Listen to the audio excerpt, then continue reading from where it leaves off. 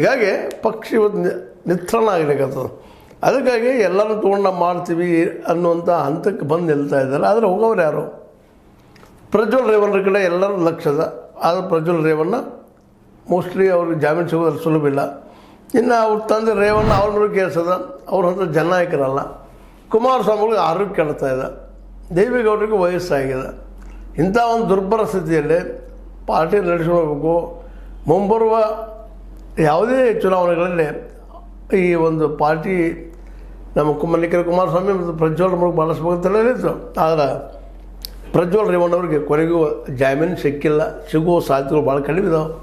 ಹೀಗಾಗಿ ಇನ್ನೇನಾದರೂ ಒಬ್ಬರ ಮೇಲೆ one man show that is called the Nikhil Kumaraswamy ಅವರೊಬ್ಬರ ಆಗ್ಬೋದೇನೋ, ಹೋರಾಟ ಮಾಡ್ಬೋದು, ಮತ್ತೆ ತೆಗಿಬೋದು, ಎದುರಾಳಿಗಳ ಮೇಲೆ ಬೀಳ್ಬೋದು, ಮತ್ತು ಮಾತುಗಾರರು ಇದ್ದಾರೆ. ಆದರೆ ಅದು ಹಿಂದೆ ಸಪೋರ್ಟ್ ಯಾರ ರಾಜಕೀಯಕ್ಕೆ ಅನ್ನೋದು ಸಹಿತ ಅಷ್ಟ ಪ್ರಶ್ನೆ ಅದ. ಹೀಗಾಗಿ ಈ ನೆಲೆಯಲ್ಲಿ ಪ್ರಜ್ವಲ್ ರೇವಣ್ಣ ಮತ್ತು ಅವರ ಅಪ್ಪ ರೇವಣ್ಣ ಇಬ್ಬರು ಒಂದು ರೀತಿ ದೇವೇಗೌಡರ ಫ್ಯಾಮಿಲಿಗೆ ದೊಡ್ಡ ಹೊಡೆತ ಕೊಟ್ಟಂಗೆ ಆಗ್ಲಿಕ್ಕತ್ತದ. ಯಾಕಂದ್ರೆ ಅನುಭವದ ನಮಗೆ ಭಾಳ ಜನ ಇದ್ದಾರೆ, ದೊಡ್ಡ ಸಾಧಿಸ್ಬೋದು ಮಾಡ್ಬೋದು ಅಂತೇಳಿ. ಬಟ್ ಈಗ ಅಂಥ ಪರಿಸ್ಥಿತಿ ಅಲ್ಲಿಲ್ಲ ಅನ್ನಿಸ್ಲಿಕ್ಕತ್ತದ. ಅದರಲ್ಲಿ ಪ್ರಜ್ವಲ್ ರೇವಣ್ಣಗೆ ಇಷ್ಟೊಳಗೆ ಸಿಗಬೇಕಾಗಿತ್ತು. ಏನೋ ಇದು ಜಾಮೀನು ಸಿಕ್ಕಿಲ್ಲ. ಮತ್ತು ಮೋಸ್ಟ್ಲಿ ಸಮೀಪದಲ್ಲಿ ಸಿಗುವ ಲಕ್ಷಣಗಳು ಕಾಣ್ತಾ ಇಲ್ಲ.